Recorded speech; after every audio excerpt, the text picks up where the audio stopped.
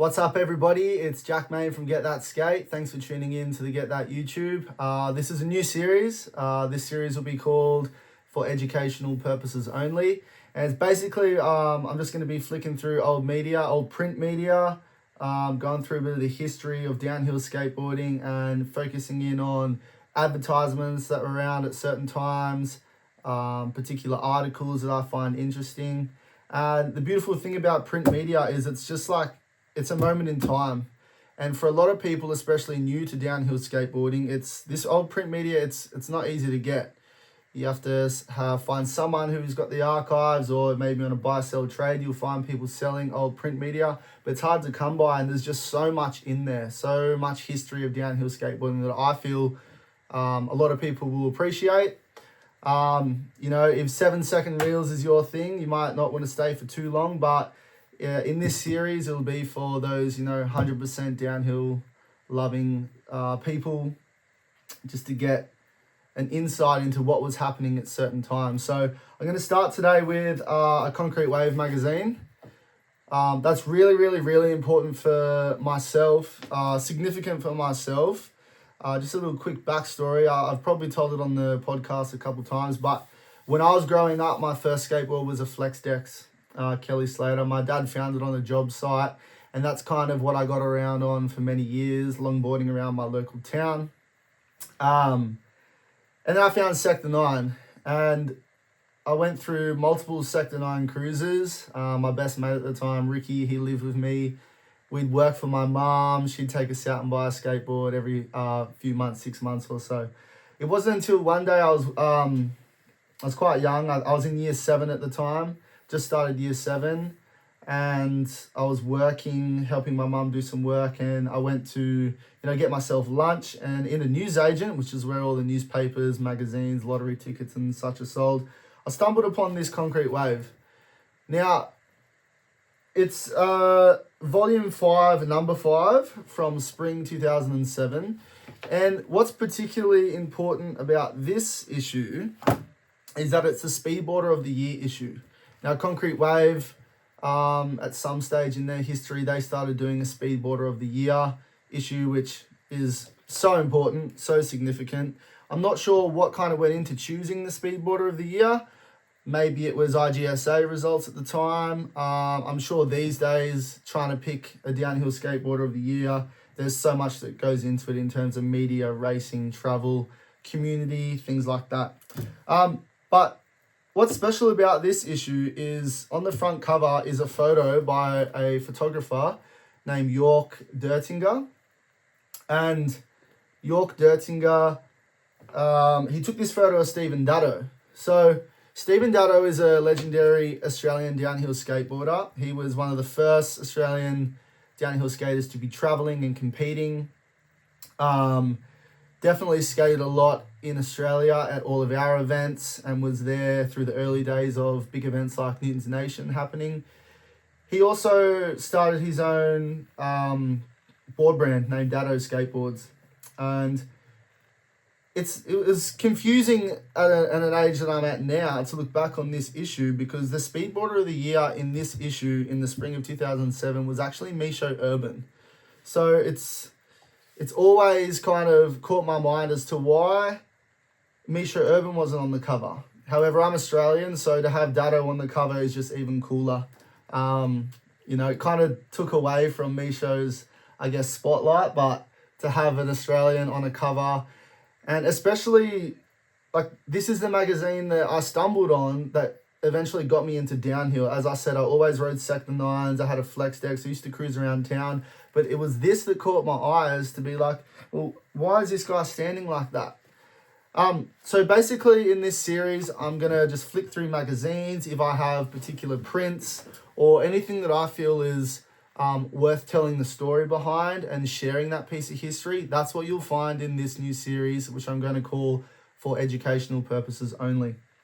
I'll flick through the magazine. I'll briefly talk about different advertisements that are in it. And I've found one article in this magazine, which is Mischo Erban's Speedboarder of the Year article. And I'd like to read that. Might take some time, but if anybody that appreciates Australian downhill skateboarding as a whole, I'm sure you'll find something in this episode to really hold on to. So straight off the bat, inside the front cover, we've got a pink advertisement, an EP01 advertisement. Used to find these in Concrete Wave all the time inside of the front cover. Some classic wheels here. You got your 72mm power balls, 7.0s and 6.6. People love those wheels. I'll flick through. Sector 9 ad. This is Steve Lang, busting the big air. I'm a huge fan of Sector 9. If you follow the Get That podcast, you'll know that. So always good to see an old Sector 9 advertisement.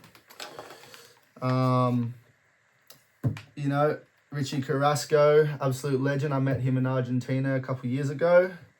Slalom legend right there. He's got a Cairo ad.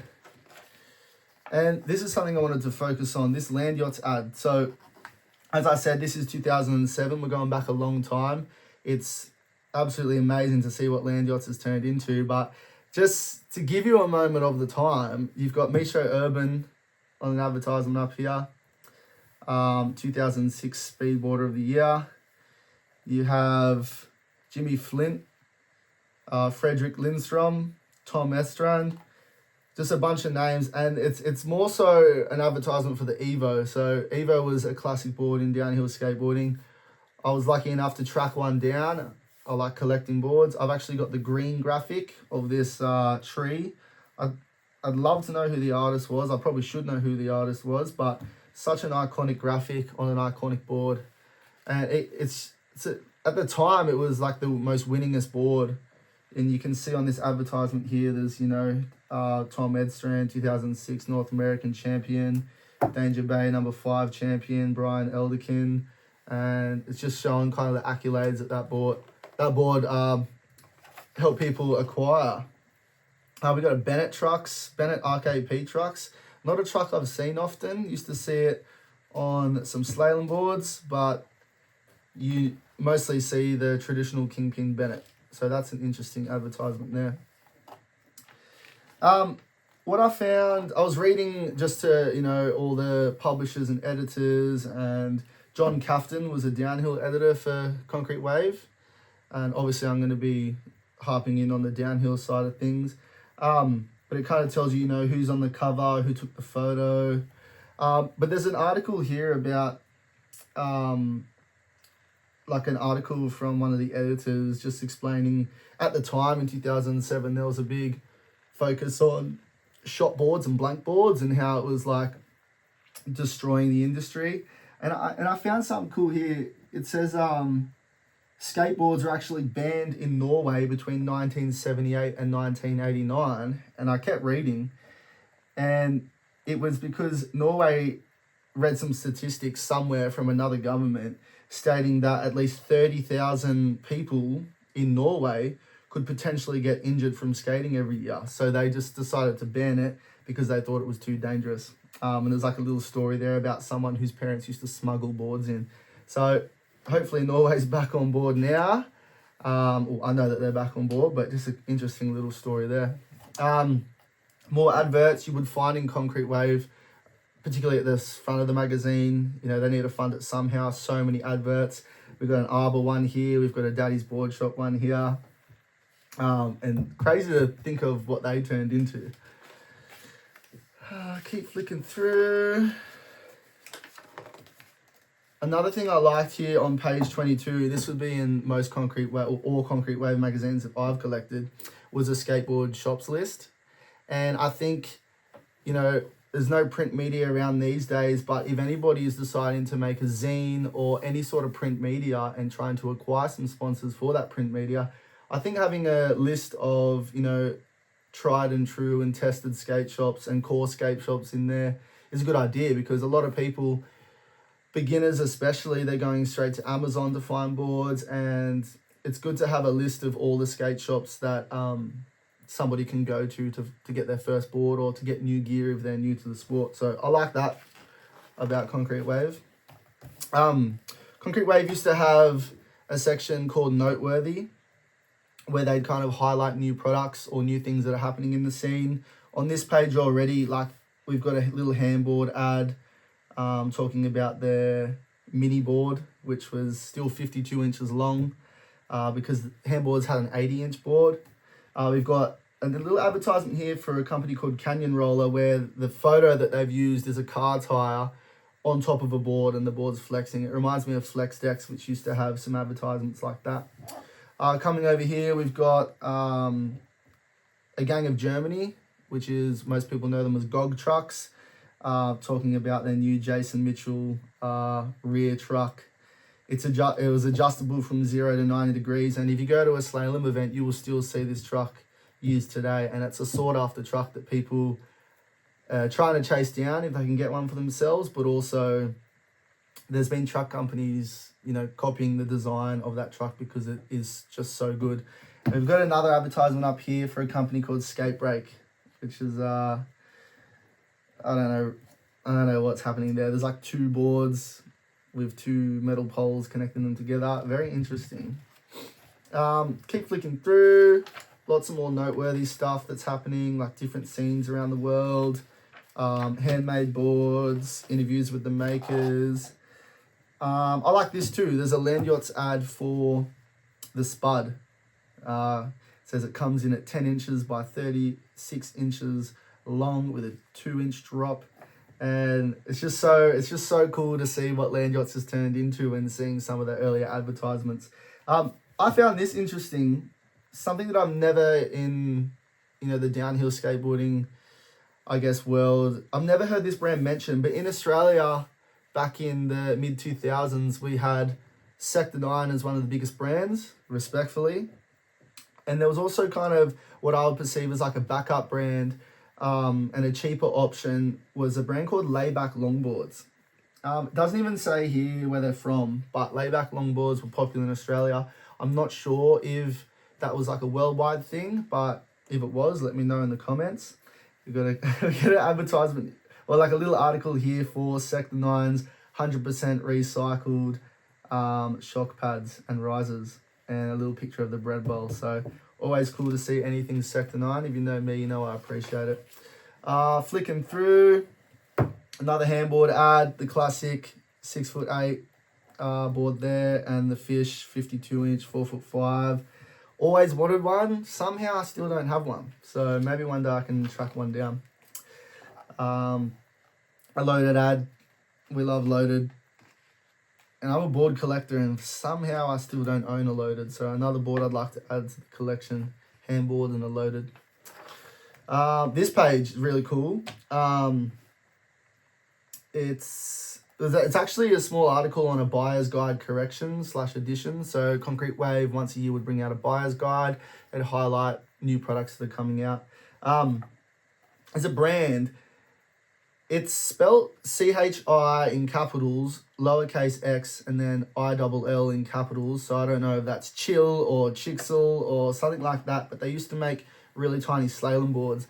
And I like that I'm choosing this issue to start off the series because I can show some things. I've actually got a Chixel or chill board here. Super tiny. It's like a nice blue Formica, some, you know, a nice logo on the grip tape. But this is the board I learnt to slalom on. I had a D-wedge Bennett at the back, a wedge Bennett at the front, and it was so much fun. Sadly, I'm a bit too big for it these days.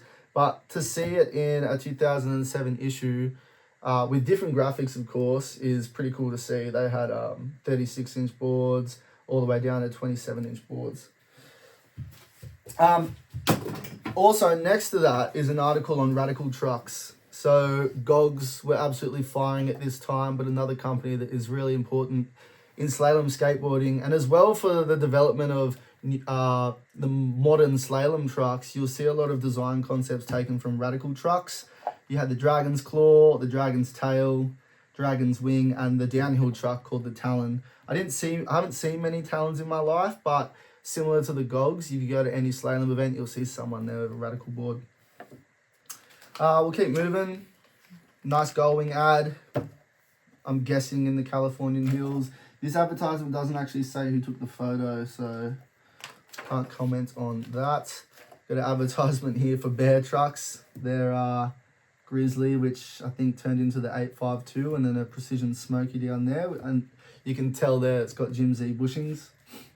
174mm wide.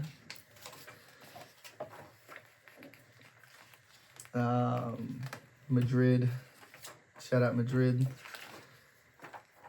Just flicking through. I won't stop on everything in these episodes. I really just want to highlight the downhill side of things. And Concrete Wave was a great magazine because they would cover all disciplines of skateboarding. They'd have street, vert, park, downhill, dancing, cruising, slalom. This here was like, I think it's like a 6-page or something, kind of showcase of a Swedish photographer named Daniel Manson. And, you know, there's photos of Steve Olsen, Alyssa Steamer, Tony Alba, Jeff Rowley, Skip Engblom, Lance Mountain. So all like huge names in skateboarding. Keep flicking through. I might come back to this one another day, but it's an interview with George Powell.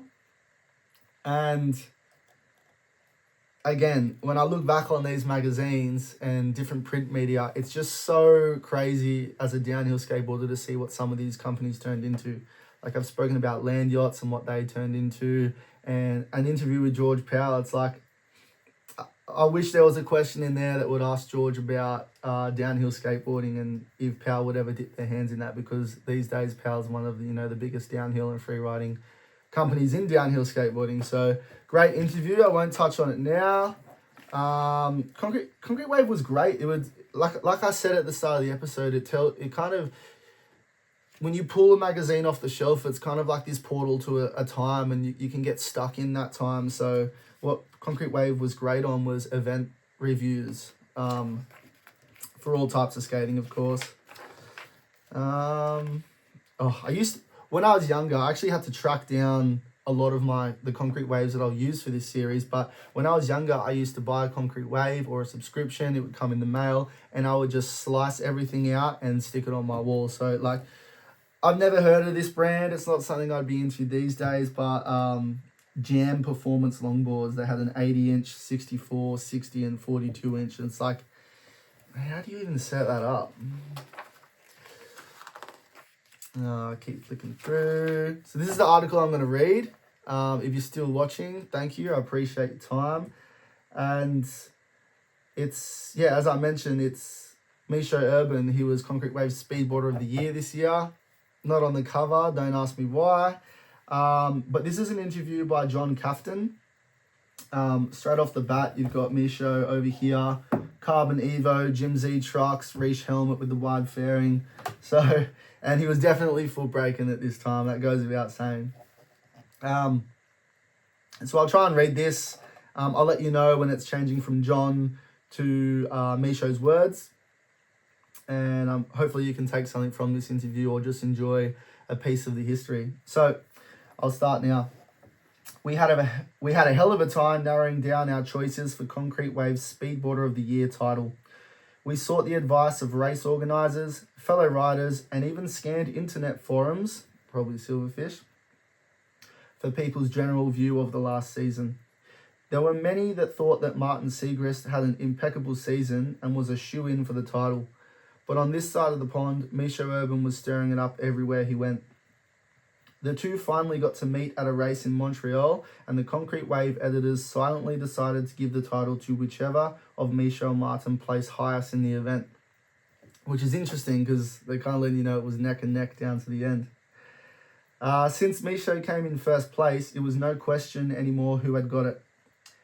It's a good thing Mischo didn't get a say in all of this, because if he did, this would have been a Martin Siegrist interview.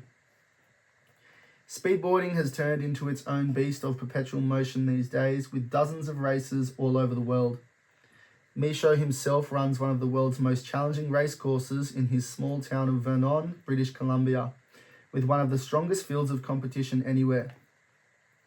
The increased popularity and surge of talent that is seeping out of the hills all over the planet has given the old guard a real eye-opener as to how fast these young skaters are learning.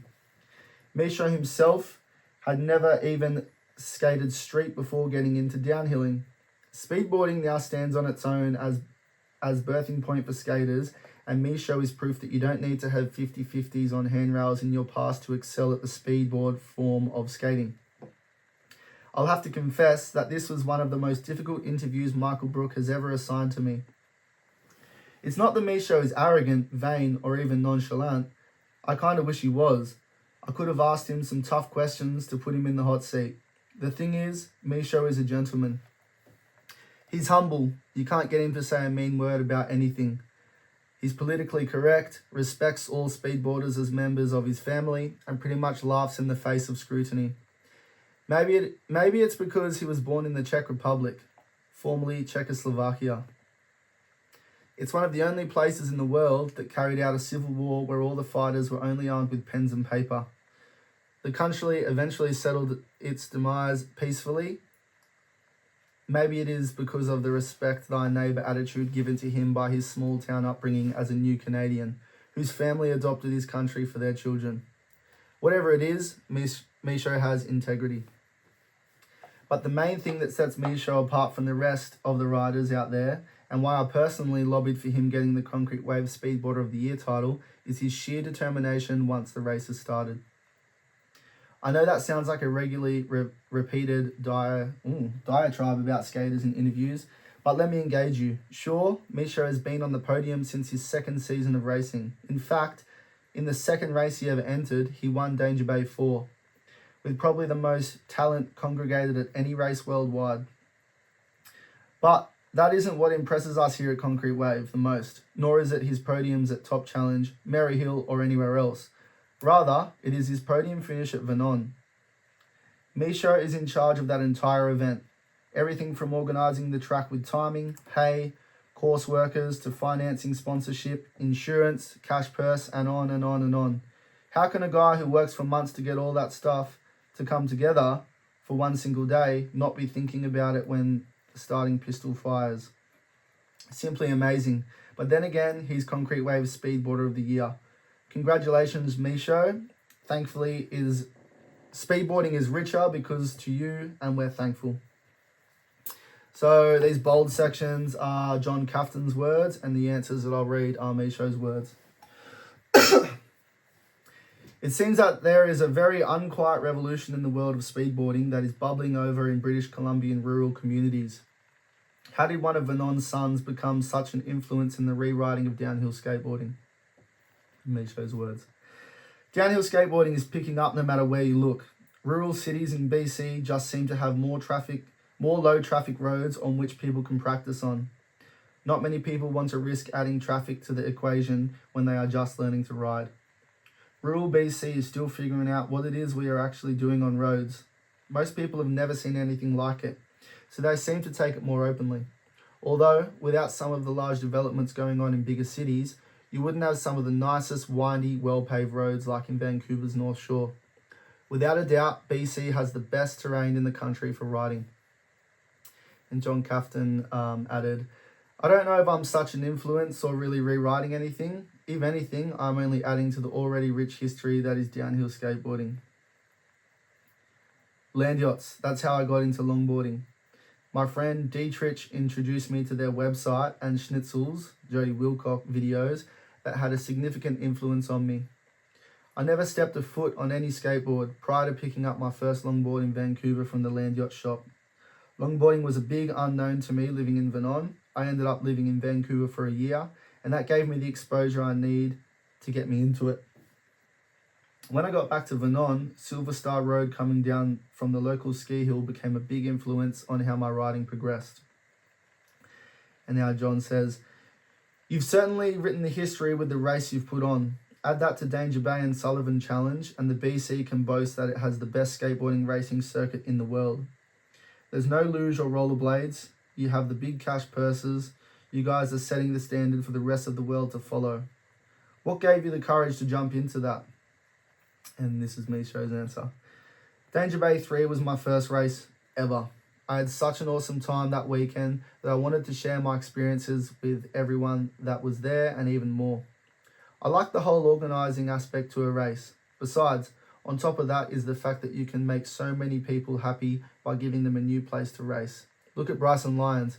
If it weren't for him and Danger Bay, then I wouldn't be here now. He knows how to have fun regardless of what place he finishes in or even what happens. As long as people are having fun, then it's all good. In a sense, putting on a race felt like my contribution to downhill skateboarding. The sport gave me so much in terms of learning something new, setting goals, seeing my own progress, and feeling like I was a part of something. I also wanted to promote the sport and get more people in Vernon to start racing so I could have some buddies to ride with. My first race in Vernon did just that. Now I have 3 good friends to ride with: Mischo Erban, Lyle Hopkins, and Zen Shikazi. BC has a unique racing circuit. You can't compare it to others. BC is simply about giving the most to the riders. Concentrating on one discipline does just that. I've never taken part of an IGSA race, but I have been to Top Challenge in the last 2 years, and I don't mind having other disciplines racing. It's not bad. You just get more time to relax and talk with friends. But then again, with a single discipline, you get more track time, and you leave the evening to socialise. As far as prizes go, money is good, but it isn't everything. It's nice to be able to cover your race expenses with all the effort you put into placing well. I will continue to race regardless of prize money. It would be silly to forget the reason I got into the sport. It makes me happy and I love it. And John has added, have you been back to the Czech Republic since you started speedboarding? Is there a scene growing there? Mischo says, yeah, I was back in 2003 when I had just started riding, and I decided to leave my board at home.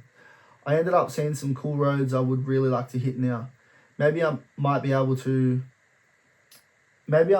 get there in summer. I know the scene in the Czech Republic is not as big as it is in BC, but it is growing. I would like to see it reach the point where they can host an international race. I would really enjoy going home to visit the grandparents and enjoy a downhill race at the same time.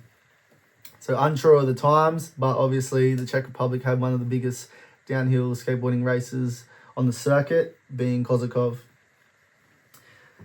John added, let's talk about the Mischo Erban phenomenon. The guy has already blown up the podium in his second season. And Mischo added, actually, it is his first season. I met Max, Lyle and Zen in the fall of 2005. We got together at the beginning of the season last year and rode together through pretty much all of it. Max is an awesome rider. He corners very well and has a push that makes me jealous. He's a natural. Having him podium with me and Kimberly was wicked. And then his first place at Pascapoo in Calgary just blew me away. It is such a cool feeling to have your buddy with you in all the intensity of a final heat. I'm stoked the whole gang finished well all season. I'm really proud of the guys, all of them. John added, the mentoring thing seems pretty natural to speedboarding. I remember back in the day, Jody Wilcock referring to you as the rookie. Max has come up quick, obviously from getting to ride with you on a regular basis. Now I'm sure he's passing the stoke on. Why do you think that the speedboarding community has this brotherhood when so many other aspects of skateboarding are fraught with cutthroat competitiveness, click crews, and shit talkers?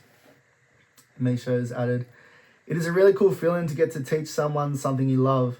It's almost as good as riding itself, and then you do both. Is it ever cool? The only thing that is difficult about mentoring is when the student surpasses the teacher. It's hard to accept, but there is nothing you can do to stop it. In the end, it makes you a better rider because you now have an equal that will push you to excel even harder. What could be better than dueling it out with your buddy? I think that other types of skateboarding are just that much more competitive because they are that much more popular, but it's probably not more negative. It's just that the negative people are that much more visible. I personally don't follow other types of skateboarding that much, so I don't know how bad it is, if it really is. The downhill family is smaller and therefore riders value the friendships amongst themselves. It's not that you don't get any of the bad stuff in downhill, it's just that people try not to make it such a big deal. Any sport that grows big enough will have politics. It's really up to the riders to keep it the way it is. And John's added, speaking of politics, why do you think all the best European racers refuse to come to your race in Vernon? The other BC races, the GSI, or timeship races, when all of them offer cash prizes, yet they'll fly over if there's a chance to get IGSA points. How do we convince the international field that Vernon is a better proving ground than Benelli? And Mischo's added, if someone wants to go to a race, they will. If they don't want to go, why waste your breath trying to convince them? It's not cheap to go to most races here or there. Money is the factor that decides the majority of people's race selection. If prizes were offered at all races, you will still only have a small portion of racers receiving the cash prizes. So then what? How about the rest of the riders that showed up? Did they get anything? DRAS has got the right idea to bring cash prizes further down the list, but that requires a lot of effort to get financially ready to do that. Let's say you do get cash prizes further down the list. How far will it be to still be enough to pay for the trip? How about to South Africa? Ideally, cash prizes all round sounds great, but realistically, it's hard to accomplish at this point in downhill without the help of generous sponsors. The people that don't get the prize money still end up paying for their trip anyways, but they had fun and got to race hard with their friends. I'm pretty sure that's what brings them back, not the money. Like I said before, BC racing is about giving the most we can to the riders. Let's keep it that way. Europe is different. Their races are probably as professional of a circuit as anyone could ask for.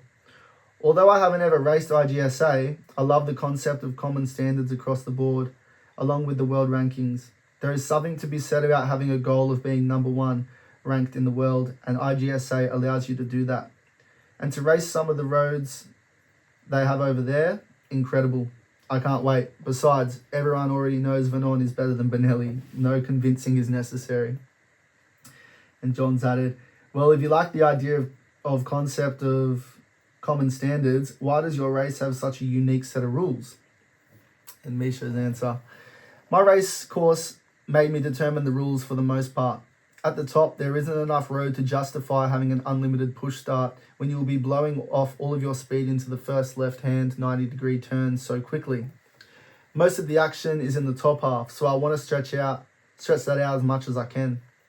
If the course was longer, and let's just say perfect, then I would have IGSA rules. But for now, a synchronized and staggered one push does the job. No one really cares, and most racers understand my reasoning behind it. And John said, do you really think that all the speedboarders out there consider the IGSA champ to be the number one speedboarder in the world? And Mischo's answered that by saying, of all the people that raced in the IGSA season, quite possibly. In the world in its entirety, maybe not. That's the same for a lot of sports though. You'll always have someone who can't afford to travel to these races, and yet they are faster than some of the top riders. Also, everyone has their own opinions of who is number one. Everyone has a hero, and that person will always remain number one. If everyone or a majority of the people could make it to all the races, then I would say that the IGSA champ would be the world's best. And John's added, I hear there's a big contingent of BC riders thinking about European races this year. Who are you going with? And Mischo has said, good question. I probably won't know until the last minute. I will either go with Tom Edstrand, Marcus Reitema, or quite possibly my dad. Maybe even alone, if that's what it takes to get there. John's added, just about everyone who comes to Montreal falls in love with the urban riding, but I hear you've also fallen in love with the urban women, maybe even racecourse workers. Mischo's added, ha ha ha ha ha ha ha, you bet. Montreal 2005 was my first and very best visit because of that, ha ha. If it weren't for Aki von Glasgow though, I don't know if I would have gotten my chance. All Saturday, I kept making eye contact with this one girl, and it was one of those things where you think you're dreaming that the most beautiful girl you've seen is really looking at you. Finally, Sunday, I got the courage to start talking to her, with a smooth introduction from Aki. From here on, I had won the trip to Montreal just as much as Tom had won the race. She is probably the most intelligent, independent, and sexy girl I have met. Oh, and the French accent. Wow, it kills me just thinking about her. John has just put at the end here, anything you want to add? And Mischo has said, I just want to thank everyone who has helped me get to where I am now. I want to give a big thank you to Tom and Mike at Land Yachts. You guys have no idea what your friendship means to me. Ride for the love of the sport. It's that simple. You won't get any pleasure out of it when you were always complaining and arguing. Keep it fun and competitive, and always keep it safe. Ride whatever you want as long as you feel comfortable. You, the rider, determine your outcome more than your equipment ever will. Ride hard, ride fast, and never give up. And there's a little quote here from Tom Edstrand, who was the Speedboarder of the year prior in 2006. And he says, we're teammates and very good friends, but when we ride, it's war. Whether it's a fun ride down Cyprus or a big race, we want to beat each other. When I beat him in Maryhill last year, the drive home was not very friendly. When he won top challenge, he let me hear about it the whole flight home. There's some photos in this article from Tobias Donaldson, Laura Pedersen, Tim Fitzgerald, who we have here, another Tim Fitzgerald photo, and a Sabrina Ward Harrison photo, showing you what it was like at the time in 2007 for downhill skateboarding. You've got the biggest boards, wheels are mostly green, maybe Otang hadn't quite popped up at this time, ABEC 11 had it covered, and just hovering this last photo, there's a list of Mischo's podiums in previous years, not all the way up to 2007. First at Danger Bay, first at Top Challenge. He's got a second at Vernon, a second at Sullivan Challenge and Maryhill, and a third place at the Sullivan Challenge. So some strong results there. That's enough of that article. I'll flick through the rest of the magazine. If you're still listening, thank you. If you're enjoying this content, let me know in the comments. Flick me a message get that.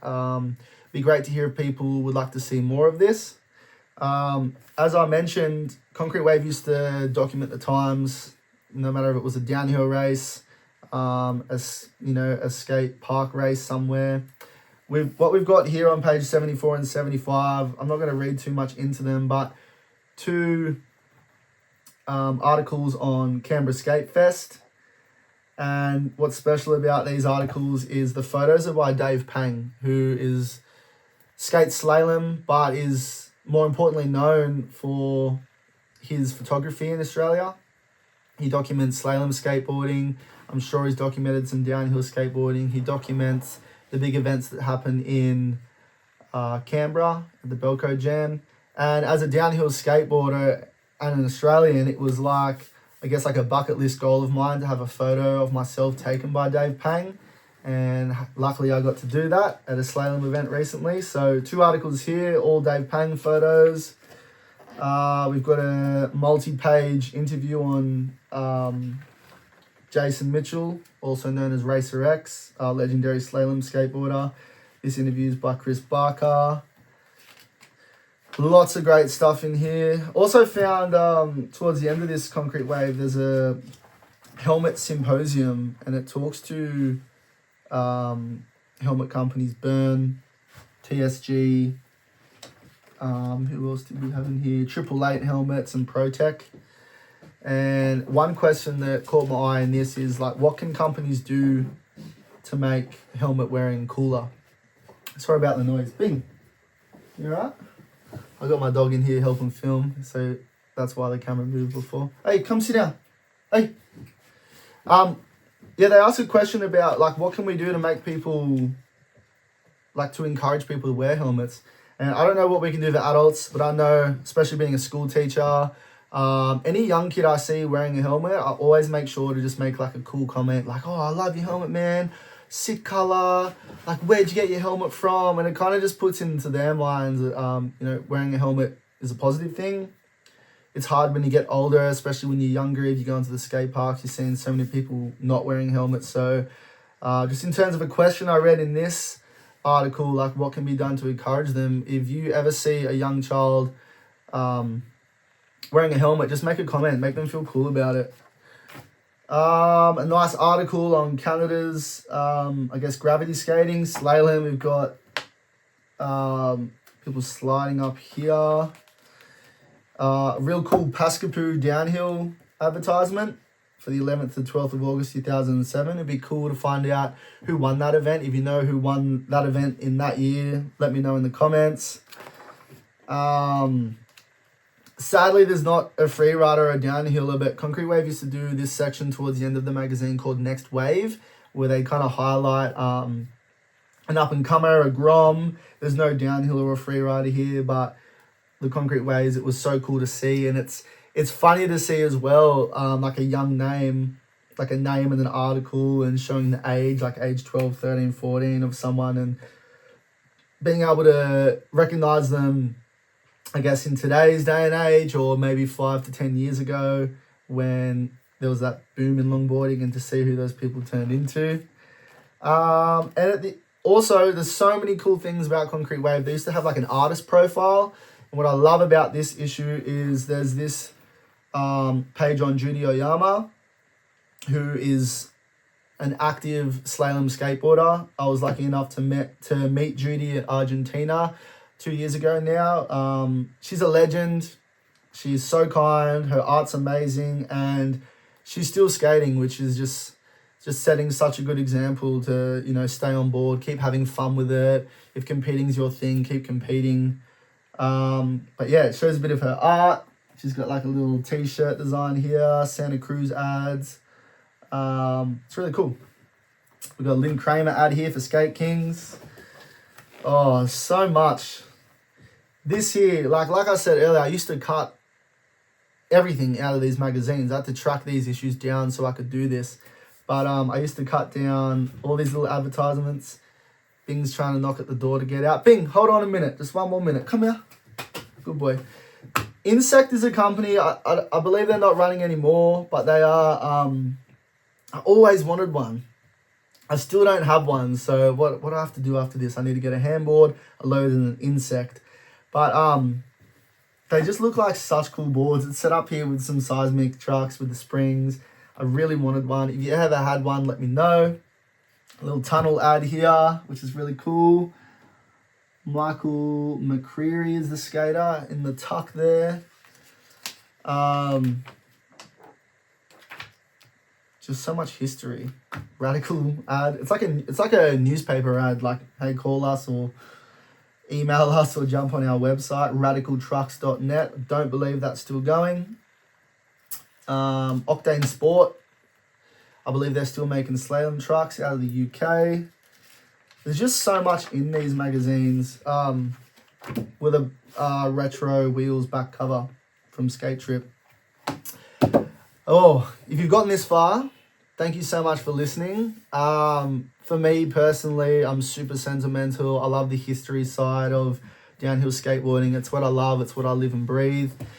I wanted to start off this series with this issue, Volume 5, Number 5, Spring 2007. Stephen Datto on the cover, photo by York Dertinger. And before I wrap this up, I was lucky enough to be gifted some prints from my very good mate Duddy. I've got them here.